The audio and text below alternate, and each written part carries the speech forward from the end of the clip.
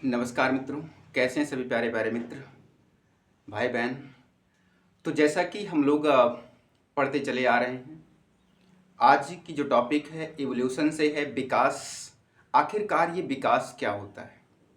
Evolution जीवों में नए चेंजेस कैसे आते हैं, उसके कारण क्या हैं और उसके पास्टुलेट क्या हैं, उसकी परिकल्पनाएं क्या हैं।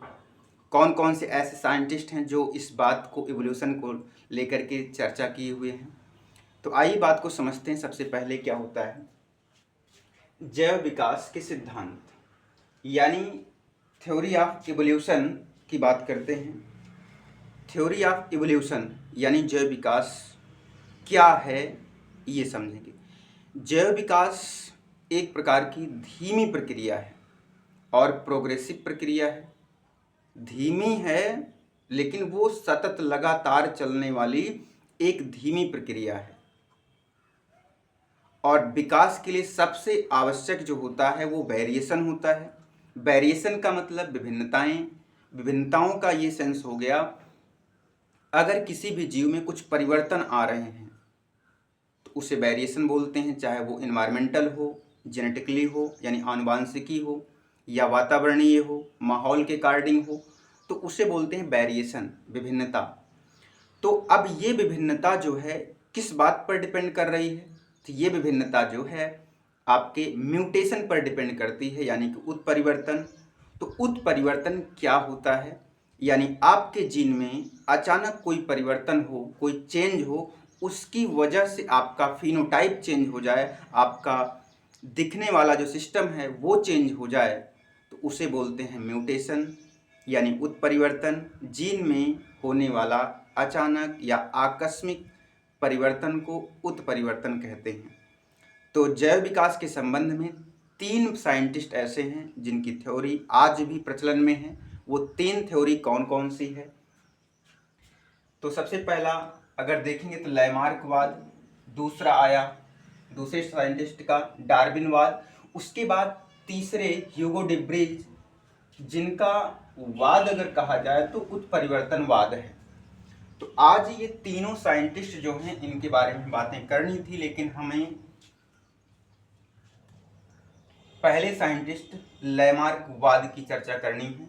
तो लैमार्कवाद का जो कार्यकाल रहा, मतलब वो 1744 से लेकर के 1829 के बीच में इन्होंने अपनी पुस्तक फिलॉसफी जूलॉजिक, ये लैमार्क की किताब का नाम है भाई, इसको याद रखिएगा। फिलॉसफी जूलॉजिक में इन्होंने जैव विकास के संबंध में तर्क संगत सबसे पहली परिकल्पना प्रस्तुत की थी। किसने? लैमार्कवाद ने, यानी कि लैमार्क। ठीक है। तो इनके जो सिद्धांत हैं उस सिद्धांत को उपार्जित लक्षणों की वंशागति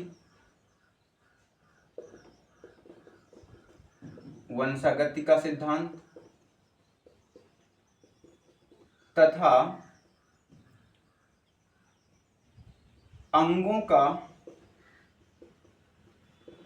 उपयोग एवं अनुपयोग का सिद्धांत, मतलब लैमार्क की जो थ्योरी है वो इन नामों से भी जानी जाती है। उपार्जित लक्षणों की वंशागत का सिद्धांत या अंगों का उपयोग या अनुपयोग का सिद्धांत भी लैमार्क का ही है। मतलब लैमार्क के द्वारा कही गई बात है, ये ध्यान रखिएगा। अगर ये पूछा जाता है तब भी आपको लैमार्क की कहानी ही बतानी है, लैमार्क ने क्या बात बताई है। तो लैमार्क का जो सिद्धांत था वो 4 मुख्य बिंदुओं पर आधारित था।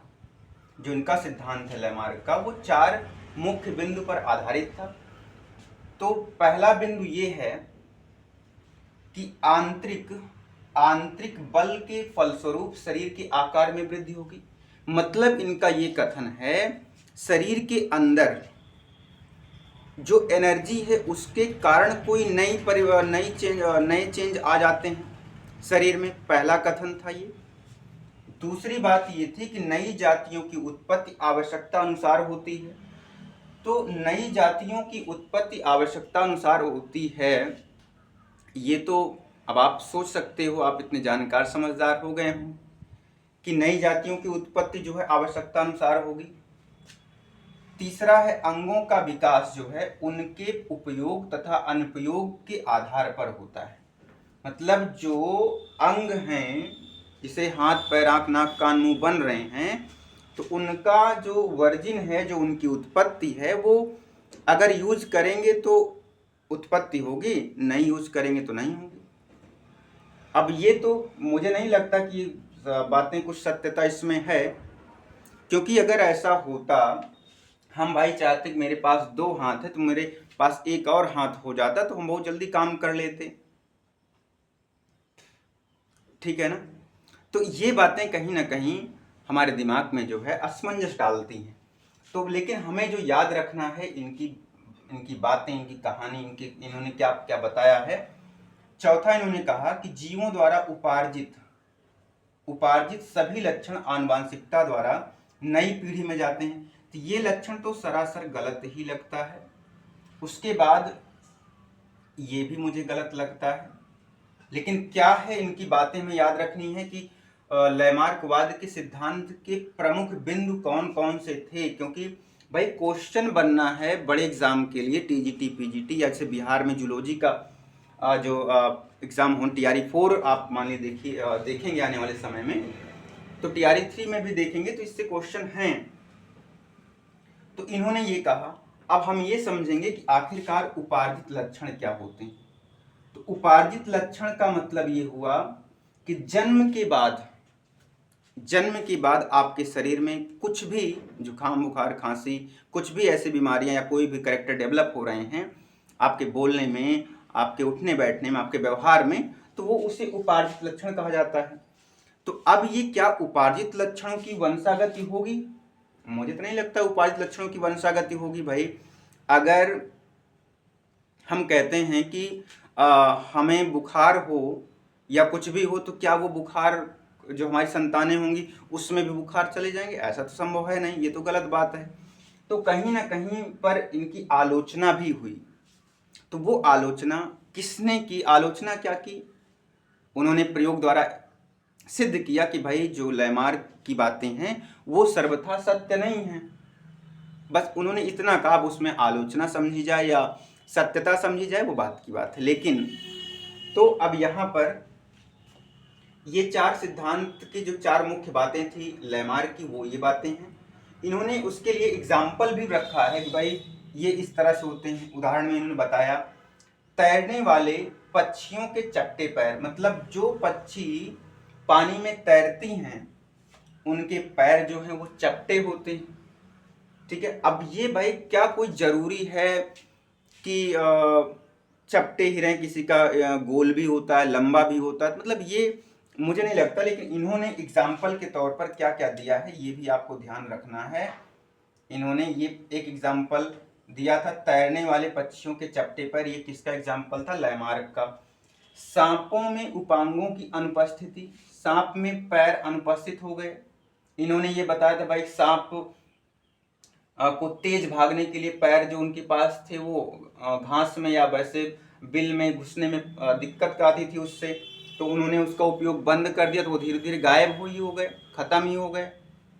जिराफ की लंबी गर्दन, इन्होंने ये बताया था भाई कि जिराफ जब पृथ्वी पर घास फूस खत्म हो गई तो पेड़ों से जिराफ अपना भोजन बनाने लगे, मतलब खाने लगे कूद कूद के, तो उनकी गर्दन जो है, अगला पैर और गर्दन जो है वो लंबी हो गई इस तरह से। और उसके बाद अवशेषी अंग, तो अवशेषी अंग आज जो मनुष्य में कर्णपल्लव, ये पिन्ना जो दिख रहा है, अपेंडिक्स जो है, तो मतलब पिन्ना का तो काम तो है कि वो भाई जो साउंड है हवा के साथ उसको इकट्ठा करके कान के अंदर डालता है, तभी में सुनाई पड़ता है। किसी का ये पिन्ना ना हो ना तो उसको देखिए कि कैसे सुनाई पड़ता है, तो पता चलेगा आपको। तो ये इनके एग्जाम्पल थे, इन्होंने अपनी जो बात रखी है ये था। अब इनकी आलोचना की बात करते हैं।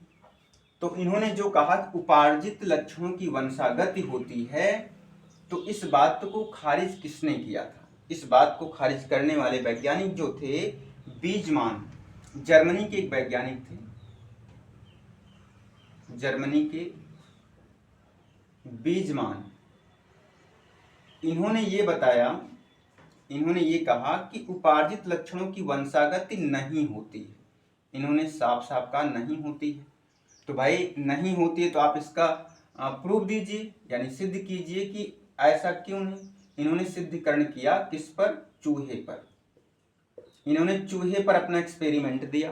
तो चूहे पर एक एक्सपेरिमेंट में क्या बताया इन्होंने 21 पीढ़ी तक लगातार, 21 पीढ़ी तक लगातार, भाई क्योंकि उपार्जित लक्षणों की वंशागति करानी है तो 21 पीढ़ी तक लगातार चूहे की पूंछ काट करके रिप्रोडक्शन करा रहे थे।